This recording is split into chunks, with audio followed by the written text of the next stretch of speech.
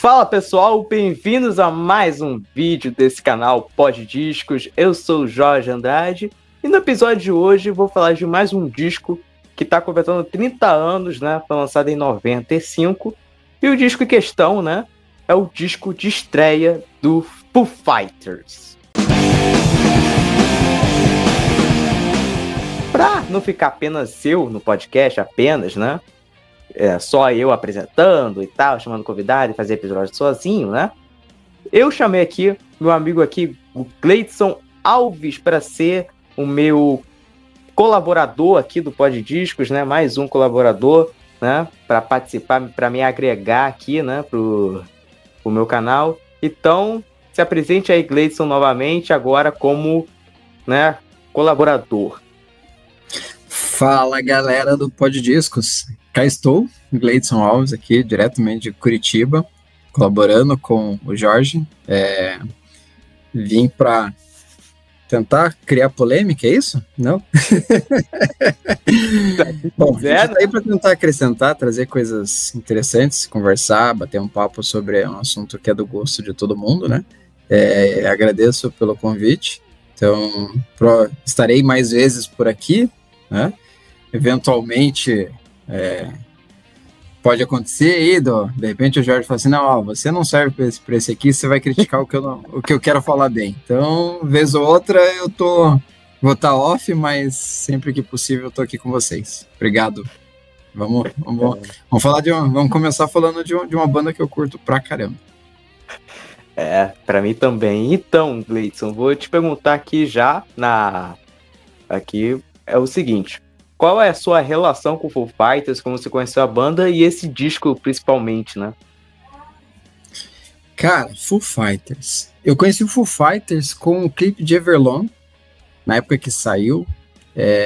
Eu lembro, e assim, mas não que eu ouvisse a banda, era um clipe que passava muito na MTV, e eu lembro de estar na casa de alguns amigos, a gente estava provavelmente fazendo trabalho de escola, alguma coisa assim, e a TV estava ligada e estava passando o clipe. E o Foo Fighters sempre foi irreverente nos clipes, né? Pelo menos na maioria. E esse clipe me chamou a atenção pela questão da banda ali, né? Os músicos fazendo os personagens.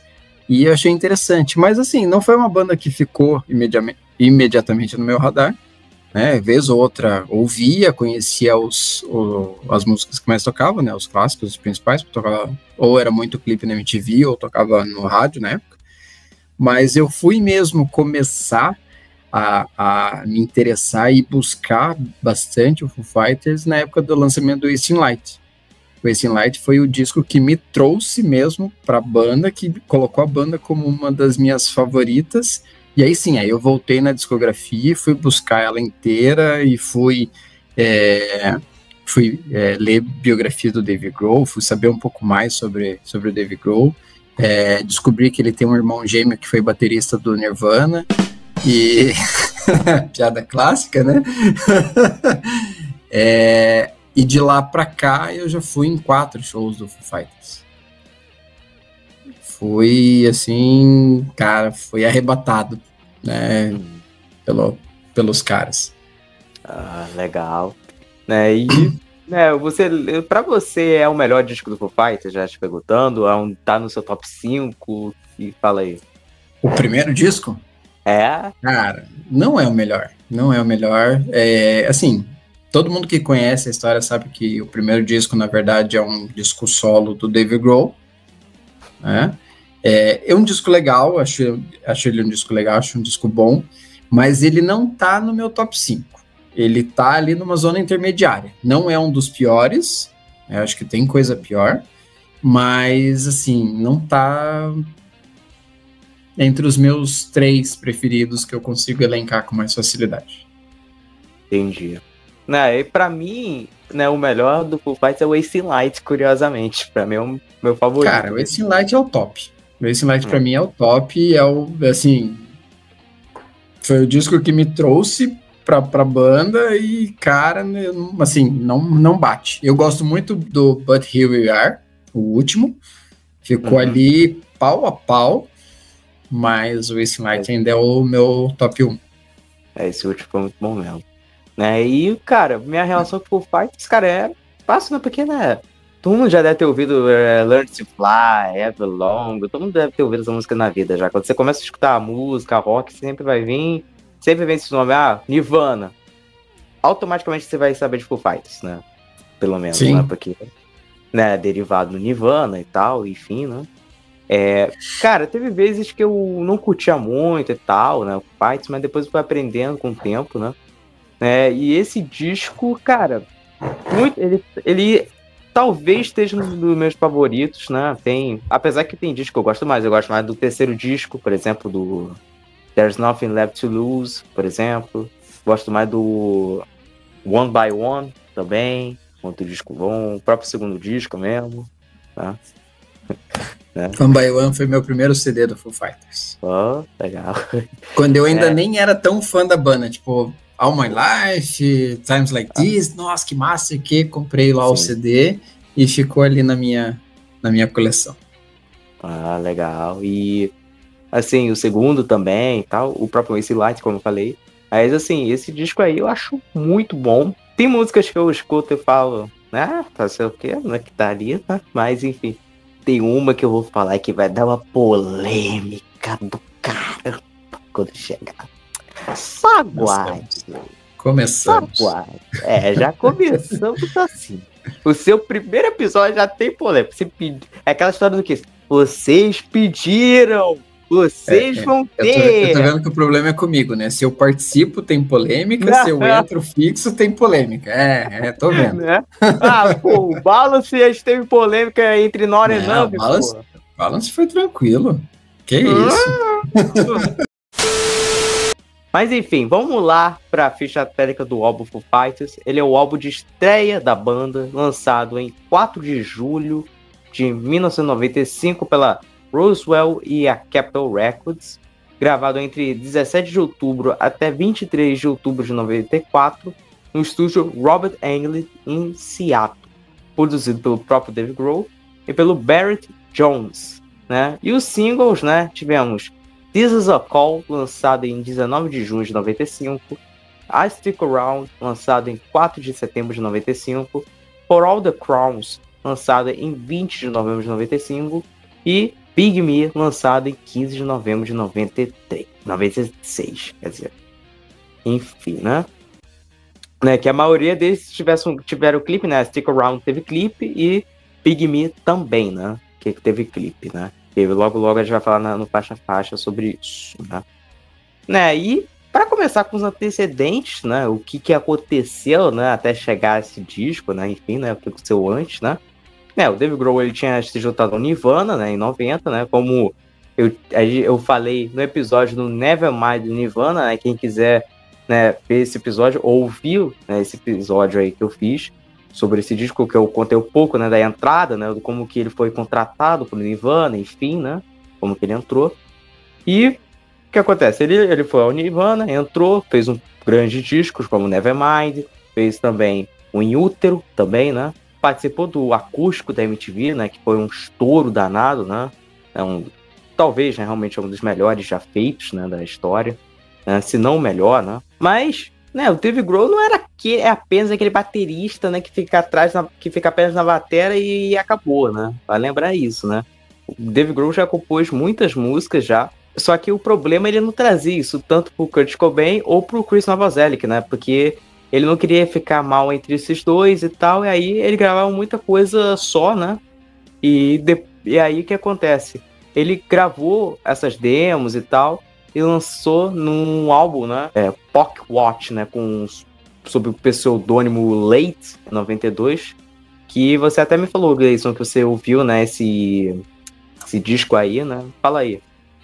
Então, eu não conhecia, né? O Late e o disco, o Pocket Watch, fui buscar ele para escutar e, cara, é Dave Grohl na essência, né? É muito a cara do que o Dave Grohl viria a fazer depois no Foo Fighters. São músicas curtas, sem grandes produções ali, direto e reto, com a cara do Dave Grohl mesmo. Coisa muito, muito legal. E mostra muito também da experiência que ele já tinha, né? Ele aprendeu a tocar bateria sozinho, ele participou, ele integrou outros grupos antes de entrar no Nirvana, então trouxe toda uma bagagem. E mais o que ele aprendeu, claro, com o Kurt e com o Chris, ali, daquele jeito tímido, quieto dele no canto, ele foi fazendo algumas coisas que viriam a estourar muito mais tarde com tudo que ele aprendeu. Exatamente, e teve música, inclusive, né? O Kurt, ele percebeu que o Dave tava fazendo algo, aí ele foi falar com o Dave, né? Pô, mostra umas músicas aí, então. Aí ele mostrou umas 4. E uma dessas músicas que o Kurt percutiu pra caramba era Alone Plus Easy Target e Exhausted. E tanto que ele queria que essas músicas fossem do Nirvana, né? Mas aí o Dave falou, não, porque o Dave, ele tinha um medo que a banda acabasse daqui a alguns anos por conta desses problemas de composição, essa, talvez, divergências entre a banda por isso. Só que, né, infelizmente, né, a banda não acabou por esse motivo, que talvez algumas bandas já devem ter acabado por isso, ou separaram por causa disso. E sim por conta, né, do suicídio do Kurt, né, infelizmente, em abril de 94, né. O Dave ficou nesse hiato, né, em não tocar e tal. E ele até foi convidado para tocar em algumas bandas na bateria, como o Danzig, né, que é o vocalista do Misfits, e também tocar na banda do Tom Petty, né, que, né, só que aí o Dave Grohl, ele recusou, né, esses convites aí para entrar na bateria, né. Ele balançou bastante, né? Esse convite do Tom Petty, ele balançou bastante, mas como eu acredito que se tivesse sido num outro momento, ele teria entrado. Se não fosse a questão do suicídio recente do Kurt Cobain, acredito que ele poderia ter aceitado numa outra fase da carreira dele, mas se tivesse aceitado, provavelmente não teríamos Foo Fighters na cena. Exatamente, é isso que eu até ia pensar, né? Que se o Dave talvez tivesse aceitado, se tivesse essas coisas, talvez o Foo Fighters nem existiria mesmo, talvez. Talvez, ou existiria de uma maneira completamente diferente que eles conhecem, né? Provavelmente, né? E, né, talvez ele tivesse entrado caso, por exemplo, se o Kurt tivesse vivido, e talvez ele fosse sair da banda, caso tivesse coisas assim, né? Como ele provavelmente já estava imaginando. Em algumas biografias, né, ou mesmo na autobiografia dele, ele comenta que ele não sabia quanto tempo ele duraria no Nirvana por conta das oscilações de humor do Kurt Cobain, né, de uma hora para outra ele poderia ser expulso da banda, eles poderiam se desentender, ele ser expulso e ele ia ter que seguir a vida dele. Então, possivelmente ele faria outros projetos, assim como ele fez depois, né, ele também é um daqueles arroz de festa que chamou ele tá dentro, né. Então, provavelmente ele teria participado, teria feito projetos menores, não Foo Fighters, mas projetos menores, algumas coisas em que ele fizesse algumas coisas específicas, semelhante talvez ao Leite até, e participações. O nosso André Kisser é americano, né? Basicamente.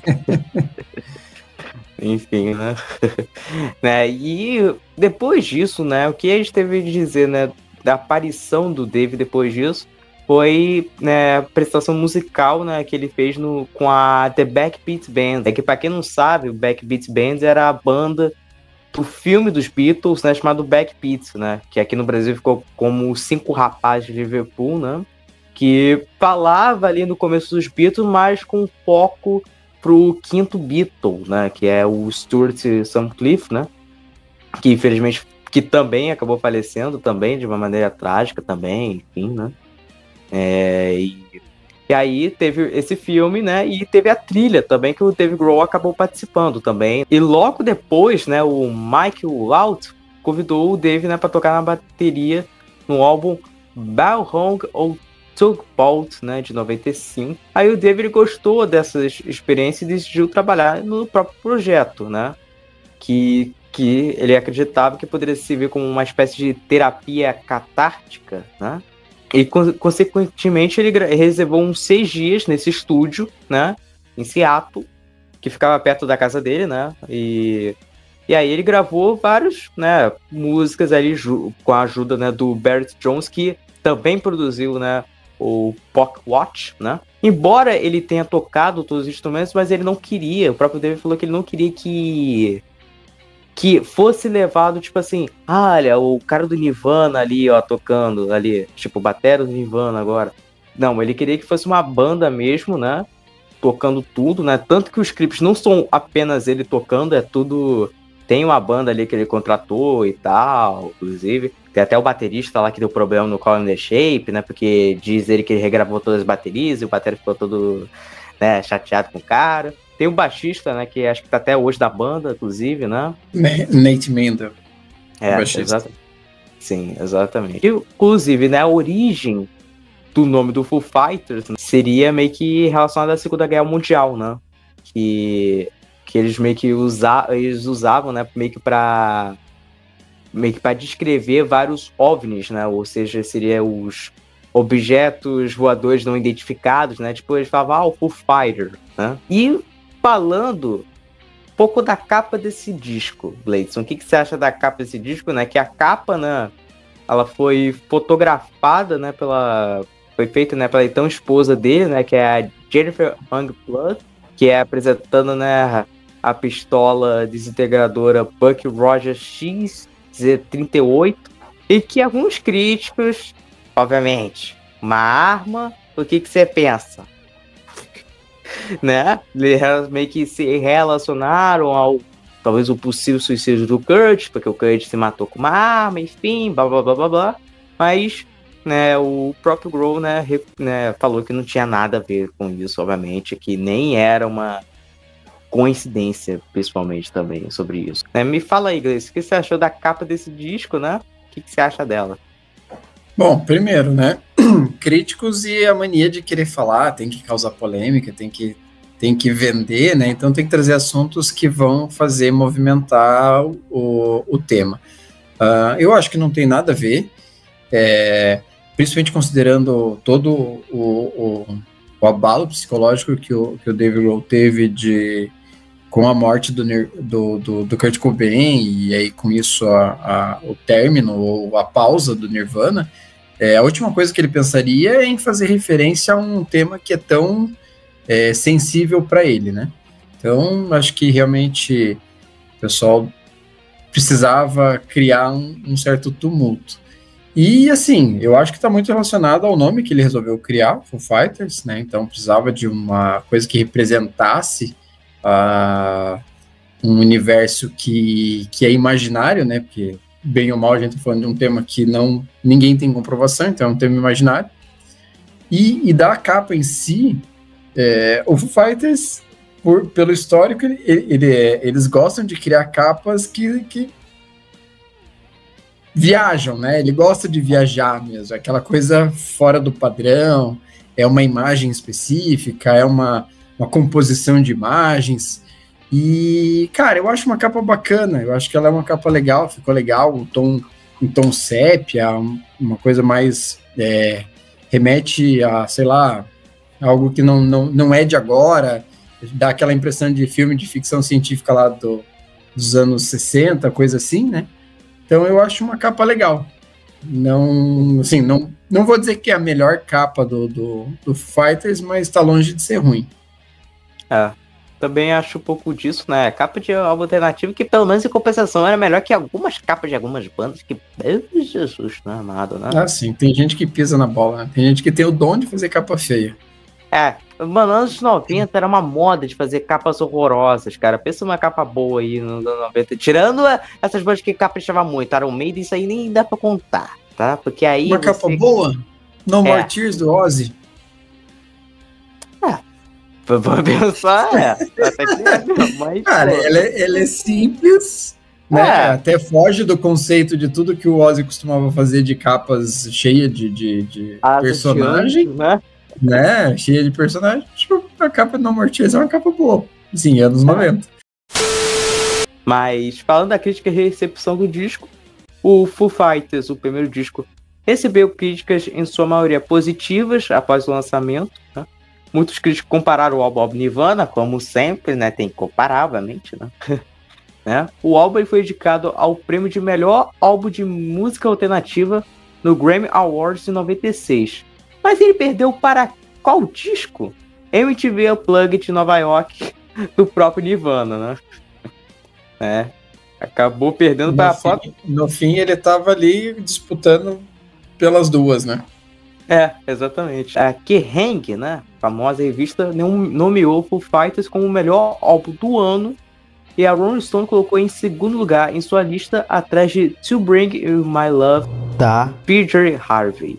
Foo Fighters foi um sucesso comercial nos Estados Unidos, estreou na Billboard 200 na 23ª posição, com vendas de 40 mil unidades na primeira semana. E em 27 de setembro de 95, o álbum foi certificado como ouro pela REAA, sendo posteriormente certificado como platina em 26 de janeiro de 96. E em 2011, né, basicamente o ano do Wasting Light, né, o Fighters vendeu mais de 1.468 milhões de unidades na América do Norte, sendo o segundo lançamento de maior sucesso da banda, atrás do The Color and the Shape, né, que é o disco que vem depois, né.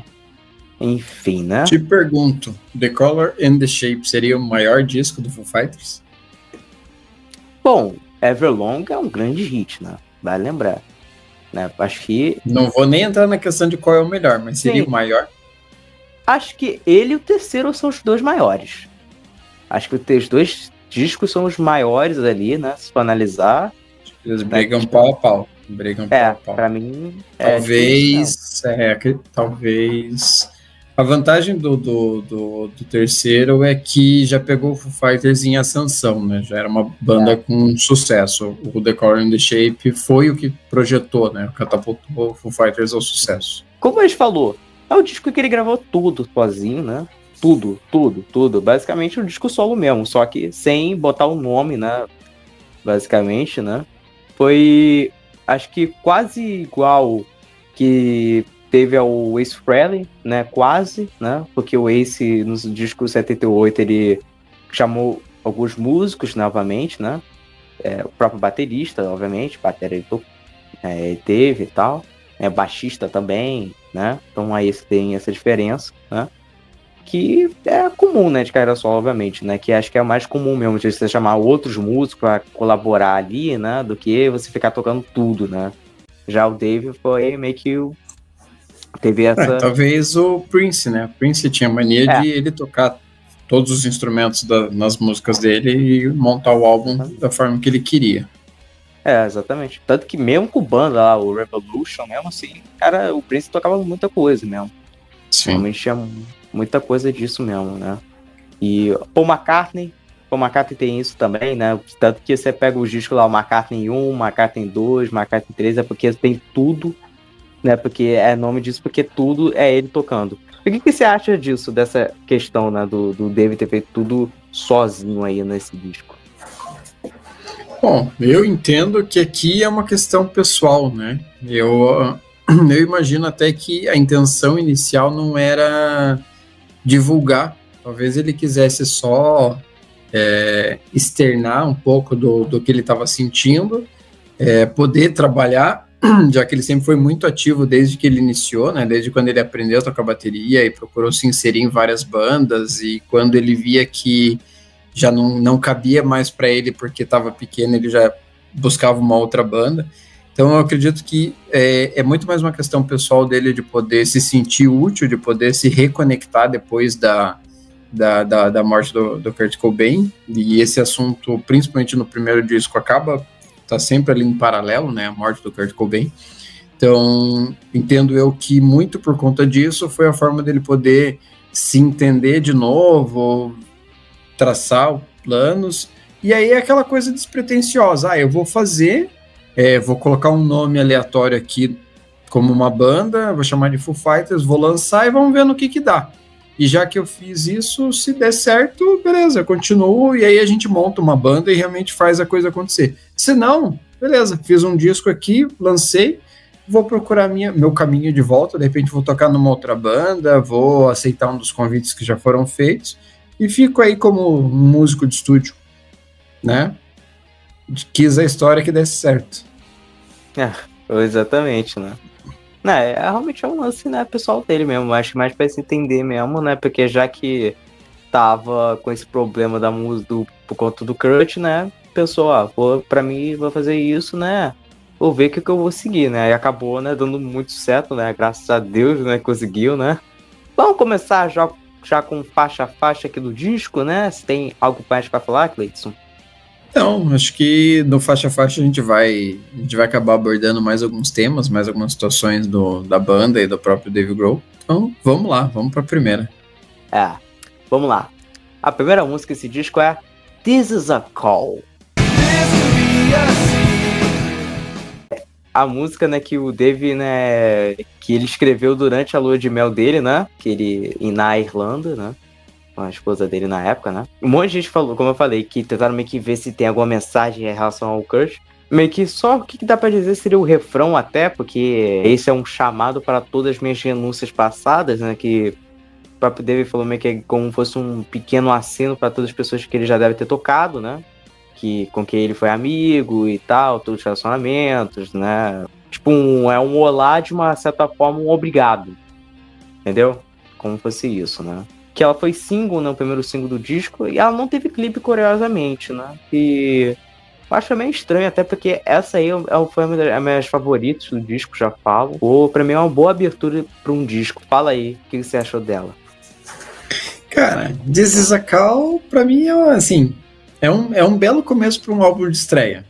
Eu acho que é uma música excelente para você começar um disco com uma banda que ninguém conhece, um som que ninguém sabe o que é, né? Ela começa devagar, mas ali, já de começo, né, ela já dá um chute na porta, porque ela começa devagarzinho, daqui a pouco ela já dá um estouro, ela já entra num outro ritmo, ela é rápida, e assim, para mim ela é conduzida pela bateria. A bateria que dá o tom da música é quem mantém o ritmo dela. Assim, o que eu acho? Que é um chamado para o Dave, no sentido de se era mesmo esse o caminho que ele deveria seguir. Então, igual você falou ali, ele está acenando para amigos, para quem tocou com ele e tal. É um pensamento, né? Putz, estou fazendo uma tentativa. Será que realmente esse é um chamado para mim? Faz sentido mesmo. Pode realmente... Não, pode ter várias interpretações mesmo, eu acho. Sim, né? A gente nunca sabe o que o autor está pensando quando ele está fazendo, né? A gente fica ali supondo, fazendo suposições, tentando entender. É muito mais fácil você pensar nisso agora, 30 anos depois, do que se tivesse lá na época, né? A análise na época seria diferente. Então, a gente está aqui especulando com base no nosso conhecimento, com base na história que a gente conhece da banda, né? Exatamente. Depende muito, né? E agora indo pra próxima, I Stick Around. Inclusive no refrão, ele demora pra falar o nome dessa música, você vê isso, ela só fala lá pro final, né? E depois ele repete, né? Daí ele não para mais de falar também. É verdade. Já falei, vou repetir várias vezes aqui, então, né? Se vocês não entenderam, eu vou falar de novo. Né? Aqui, qual é o nome da música? Essa aqui mesmo, tá? É assim. Né? Que foi o primeiro clipe do Foo Fighters, né? Que teve, né? E a letra, muitos especulavam que era sobre a Courtney Love. E não é mesmo que o Dave confirmou em 2009, né? Que ele... Olha que ele falou o seguinte. Aqui. Não acho que seja um segredo que I Stick Around é sobre a Courtney. Neguei por 15 anos, mas finalmente estou saindo dizendo: basta ler as malditas palavras. Caralho. Olha a língua. O vídeo, né, que foi o primeiro, né, com a direção do Jerry Kessel, que foi membro e dirigiram vários vídeos para uma banda de New Wave chamada Devil, né, que inclusive, né, ele foi reconhecido muito por esses clipes, né, surreais, né, dessa banda que é o Devil, né, que é bem conhecida, né, e assim, e foi produzido, né, meio que por um orçamento apenas de $60 mil, né, o clipe, assim, né. Que é um clipe meio maluco, que aparece meio que vírus ali, né? Eles tocando ali na frente, né? Várias cores diferentes. Tem o Dave comendo peça de xadrez e depois ele canta saindo tudo da boca ali, né? Estranho pra caramba, né? O lado irreverente, né? Isso é uma coisa que o Foo Fighters leva desde o início e até hoje eles continuam fazendo isso, né? Pois é, exatamente, né? O que você acha dessa faixa? Cara, pra mim é a primeira tentativa de uma balada no Foo Fighters. Ela não é exatamente uma balada, mas é como se fosse, deixa eu experimentar para ver se eu sei fazer uma balada. Depois ele vai fazer, né? Mas não é aqui ainda. Diferente da primeira música que eu disse que a condução era pela bateria, aqui já é a guitarra, que eu já sinto que a guitarra é quem comanda, é quem leva a música, e ela vai ficando mais densa, né? Justamente, acho que é uma guitarra mais carregada, até pela questão do tema, né? Que ele está abordando um tema que depois todo mundo sabe que é uma forma de falar, né? Dar um recado a quem de direito. Então, é um assunto denso, né? Tem ali toda uma questão envolvida, uma questão pessoal deles. E, cara, depois ela estoura no refrão e é aquilo que a gente falou, né? Aí ele vai dizer qual é o nome da música e vai continuar insistindo, ó, é isso aqui mesmo e pronto, né? Até vocês entenderem, tô repetindo. Exatamente. Eu adoro essa música. Pra mim, o disco aí, ó, tá muito bem, na minha opinião. Essa música ele começa muito bom, né? Ele vai muito bem. Ele vai muito bem com eu acho que tirando, talvez eu mudasse alguma coisinha ali mais pro final, mas eu acho que ele foi muito bem escalado. Acho que as músicas ficaram bem posicionadas. Exatamente. Né? Indo pra próxima, Big Me. Que ela foi originada durante o tempo do Grow no Nirvana, né? Com Nirvana, e foi tocada durante a última sessão de estúdio, né? Que eles tiveram, né? Que junto com uma música que entrou numa coletânea Nirvana chamada You Know You Are Right, né? Que eu adoro essa música, eu acho essa música sensacional. Muito boa mesmo, né? Que é coletânea com uma capa preta, assim, só com o logo da banda ali. Isso, seria o Black Album do Nirvana. Não. Porque também, pô, Black Album, né? O que dá pra ver? Uma cobrinha e um título ali, né? Também tem uma artezinha a mais, entendeu? Então, essa é a questão. O Foo Fighters já fez o White Album dele, que é o último disco lá. Então. Toda banda tem que ter um Black Album e um White Album. Pois é, exatamente. Enfim, né? Depois essa versão foi lançada posteriormente num EP chamado Songs from the Loud Room, né? Que da própria banda, e a música se tornou bem conhecida pelo videoclipe, né? Que aí eu acho que eles começaram com esse lance da reverência e tal, das piadas e tal. O próprio nome do EP, né? Se você for traduzir, são músicas para lavanderia, então, inclusive a capa, então é justamente manter a irreverência do Foo Fighters, né? Exatamente. Né, que parodia lá o anúncio lá da Mentos e tal, né? Fresh Maker sendo The Fresh Fighters, no nome da banda, né?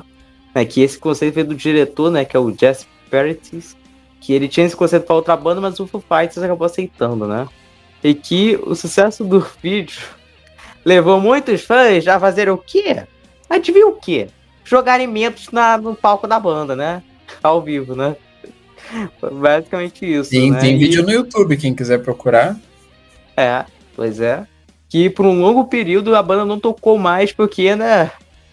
Que, pô, imagina, você tá tocando e joga um monte de mentos pra você, né? Tocar no. Aí é brincadeira.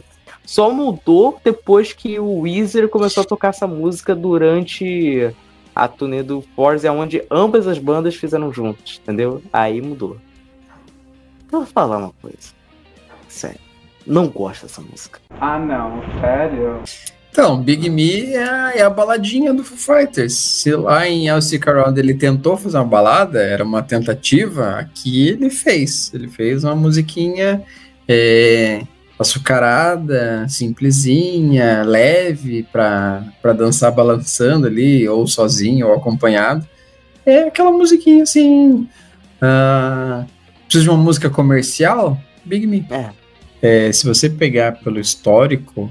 Sempre vai ter uma música chiclete num disco do Foo Fighters. Exatamente. Sempre vai ter uma.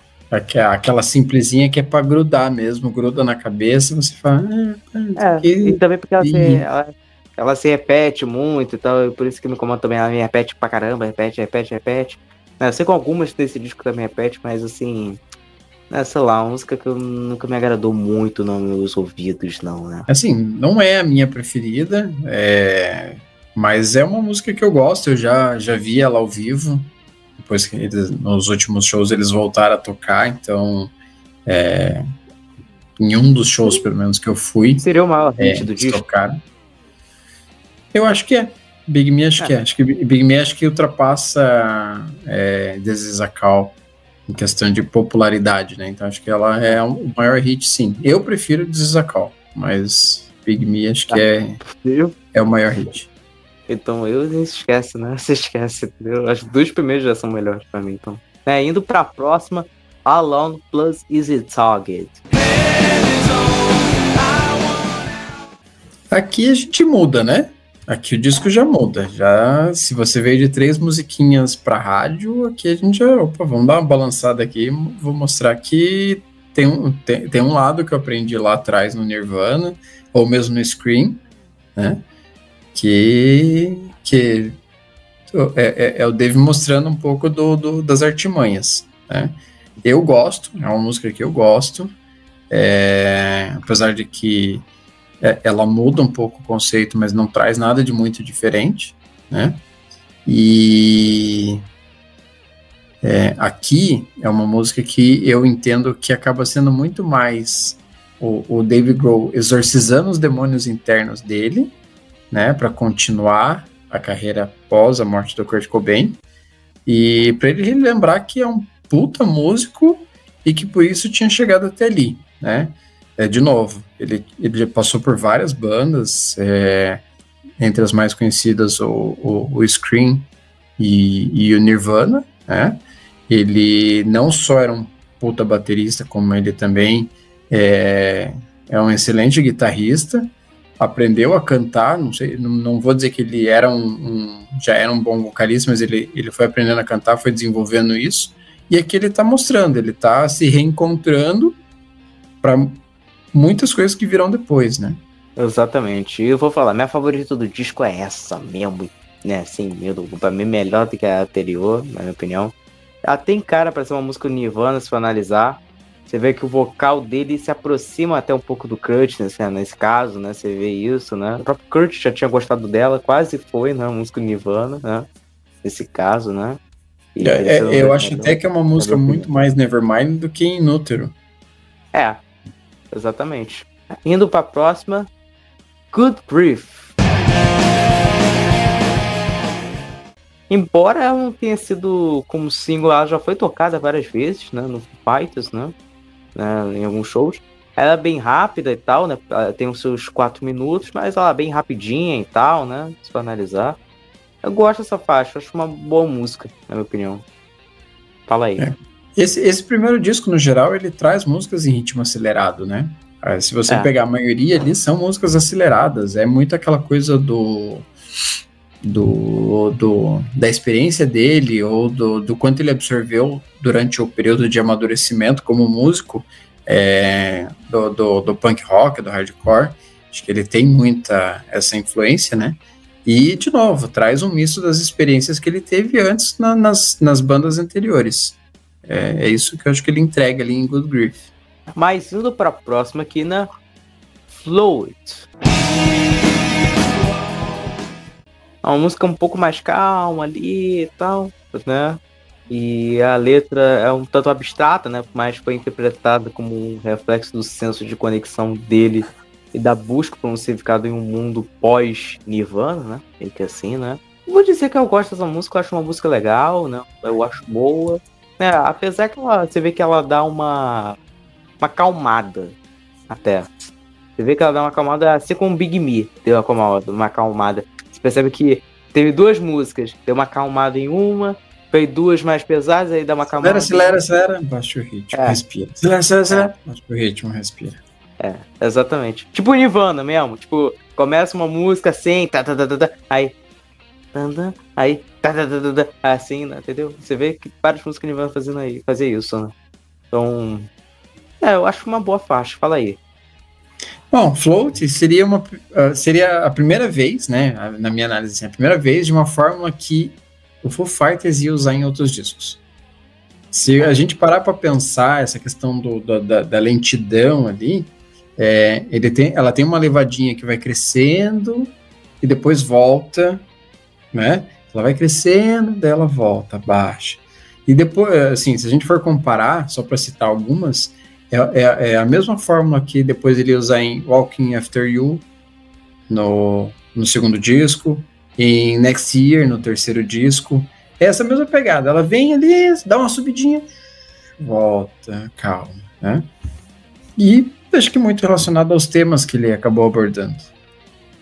É, exatamente isso, por esse lado mesmo. Agora indo para a próxima, Winnie Penny. Fala o que você acha dela. Bom, são as várias facetas do Dave Grohl, né? O Dave Grohl não é um músico de fazer sempre a mesma coisa. Ele repete muitas coisas, mas ele gosta de variar dentro dos conceitos dos discos dele. Então aqui é uma pedrada.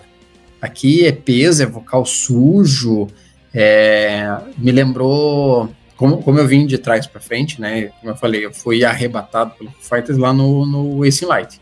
Então me lembrou White Limo, aquele vocal sujo, né? Aquela coisa que você tem que prestar atenção para entender o que ele está falando, né? E é um padrão assim de bateria que o Dave Grohl, mesmo não tocando, ele procurou levar para os próximos bateristas. O Taylor Hawkins é um exemplo grandiosíssimo disso, né? Foi o baterista que ficou mais tempo na banda, mas ele segue o mesmo padrão. Se você prestar atenção na bateria, é aquele estilo marcado do Foo Fighters. E aqui o Winnie Beanie mostra muito isso. Inclusive é por isso que eu acho que o Winnie Beanie pra mim é uma música que representa o que seria o Foo Fighters daqui adiante.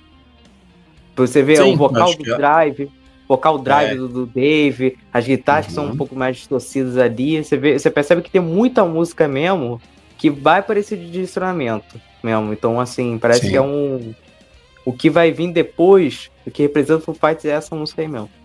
Eu demorei pra gostar dela, né, porque é realmente difícil de entender, né? Tipo, parece que ele tá gravando, tipo... Ela se fosse pensar assim em questão vocal, ela é a diferentona, né? Ela é o vocal mais diferente entre as músicas tipo, você toma um susto, né? Você toma um susto, né? Depois, tipo, porque beleza, vem uma faixa ali e tal. A pessoa até fala, ok. Aí vem essa e já toma um susto do caramba, entendeu? Assim, mas eu gosto, hoje em dia eu gosto dessa música, uma pedrada mesmo, né? E eu acho uma boa faixa. Mas agora indo pra próxima, Oh George. O título dessa música é referência não é referência a mim, tá claro, obviamente, né? Porque não era nascido. No George. Exactly. So, essa música é em referência ao George Harrison, né? Que era se não até hoje é o favorito do Dave, apesar que ele é amigo do Paul McCartney hoje em dia, então aí não sei se mudou, né? Mas enfim, né? Paul McCartney já tocou já com Foo Fighters, então assim, né, até no festival, no shows, né, em homenagem ao Taylor, já tem isso, né, então... Tocou como Nirvana também, né? E em 2001, né, o Dave afirmou que era a música menos favorita dele, e curiosamente eu gosto dessa faixa, cara. Não é das melhores, não é, mas eu acho uma boa, sabe, é uma faixa ali, tipo, uma pessoa ela gosta muito mais do que a anterior. Ela é mais fácil de você entender, entendeu? E o pessoal diz que ela tem uma referência a Something, acho que tem mesmo, no solinho ali você percebe que ela tem um solo meio estilo slide, né, mesmo que o George tinha. Você pega as músicas ali, Fire Blue, do Let It Be, você pega umas músicas assim, você percebe que ela tem um estilinho do George Harrison mesmo, acho que até por isso, por causa do nome também, né? Então acho que é muito por isso também. Bom, o que eu vou dizer dessa música? Você vem de uma pedrada, né? Então, qual que é a intenção aqui? Para, respira. Você escutou até agora? Respira, descansa, porque não só você vem, né, de uma pedrada, mas assim, daqui para frente, o ritmo vai acelerar. E se você não tiver descansado, você não vai aguentar ir até o final. Então, é mais ou menos isso. Momento de pausa, vai lá, relaxa, corre, vai no banheiro, toma uma água e volta aqui que o bicho vai pegar. Eu vou te dizer assim, não sei se é a pior. Ela talvez seja das mais, vamos dizer assim, mais fracas. Tem uma outra música que me incomoda. Não chegou ainda, mas tem uma outra música que me incomoda. Talvez me incomode mais que o George. Mas indo pra próxima, For All the Crows. E assim, For All the Calls, primeiro, né? Quando você coloca Calls no título, né? Que a tradução é vacas, você está deixando bem explícito qual é o recado. E essa letra, essa música, ela dá um baita de um recado na letra, né? Para quem é de direito do assunto, né? Que é nada mais do que chega para lá nas pessoas interesseiras que principalmente começam a se aproximar por conta do sucesso. Exatamente, mesmo, porque realmente tem muita gente que é assim mesmo, né? E inclusive a capa do single tem até tipo um logo mesmo de uma faquinha ali, né? Uhum. Poderia ser a capa do Big Floyd lá, né? O disco da vaquinha. Poderia ser assim.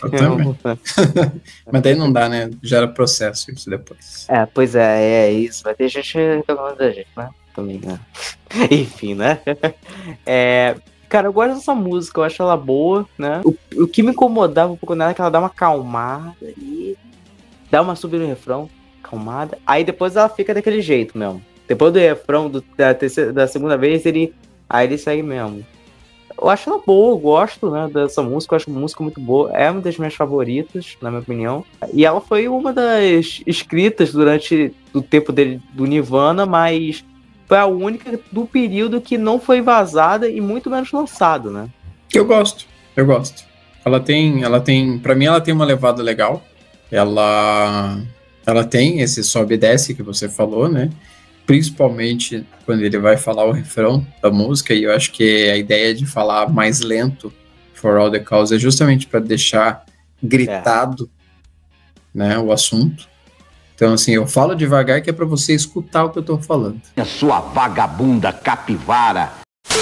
Então, eu gosto, é uma música legal. Eu acho que eu não cheguei a ouvir ela em shows, eu fui em 4 shows do Foo Fighters até hoje, mas não lembro deles terem tocado ela em nenhum desses, mas teria sido bem legal, eu teria me divertido bastante.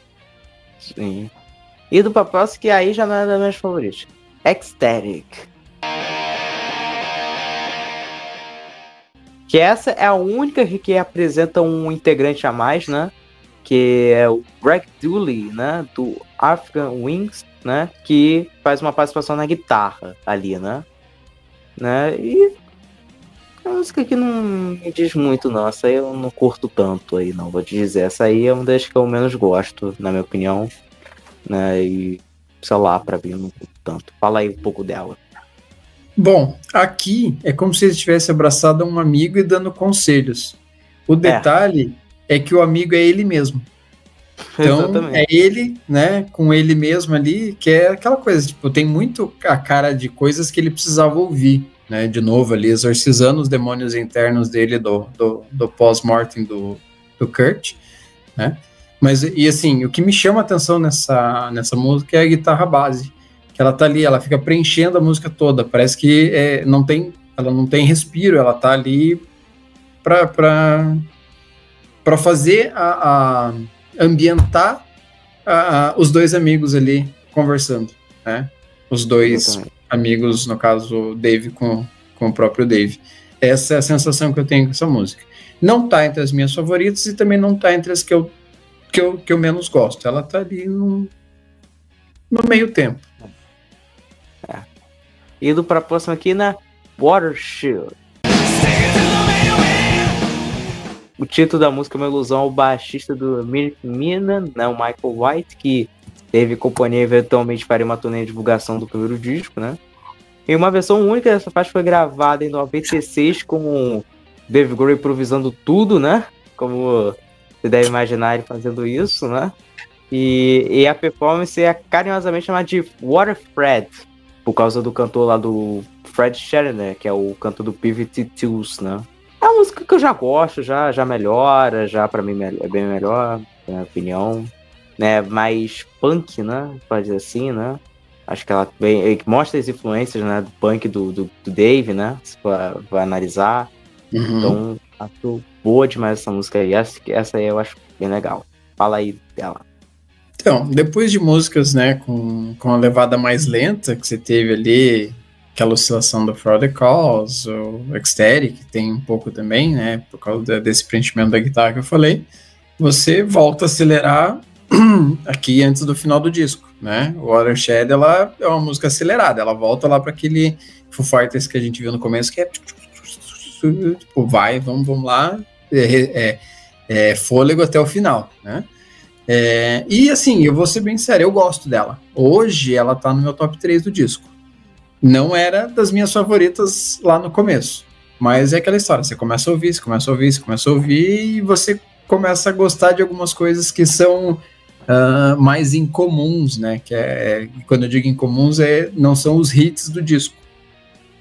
Né? Porque se você for levar só pelos hits, você tá ali na trinca inicial, que é Stick Around, This Is a Call e Big Me. Né? Sim. Que veio depois conhecida, talvez Vinnie Bean, For All the Calls, mas eu gosto de Watershed. Watershed pra mim tá entre as minhas 3 melhores músicas do disco. Sim. Agora, indo pra a última, Exhausted. Você tá exausto agora? Cara, essa música me deixa exausto. Aqui é meu ponto fraco. Tamo junto. Agora concordo. Aqui, cara, se eu tinha falado, eu comentei que eu ainda não tinha falado qual que era a música ponto baixo. Pra mim, Exhausted é o ponto baixo. É a música mais chata. Aqui o disco tá terminando em baixa rotação. Você vem de uma música anterior que ela soa alegre, que ela é mais acelerada. Aqui parece que cansou, sabe? Cansou e aí se cansa junto e ela fica ali arrastando. Aquele som. Cara, pra mim no final já começa a me incomodar, sabe? Aquele. Né? Aí depois diminuída lá. Aí parece que ele prolonga, e eu fico, cara, calma, já deu, beleza, legal, já deu, tá ótimo, né? Então, pra mim aqui, é onde eu falo assim, se pudesse mudar, eu mudaria o final. Eu não terminaria com ela, porque acho que ela não, sei lá, ela não me dá vontade de terminar o disco. É isso mesmo. Pra mim é pior do disco, ela é tipo uma Old George, só que arrastada ainda mais chata.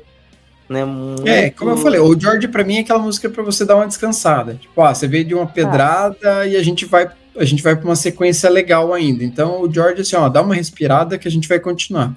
Agora, Exhausted parece que já exagerou, sabe? Foi muito. Exatamente. Como a música, pelo menos ela percebeu, né? O que ela é exausta pra caramba. Talvez ele também já tivesse exausto, né? Tipo, fiz demais, deixa eu... Pediram pra eu terminar o disco com alguma coisa, eu vou colocar isso aqui pra terminar. Vamos encher linguiça agora, né? Se o pessoal gostar disso aqui, eu consigo continuar no próximo disco. Agora, se aqui não der, é porque realmente não era pra ser.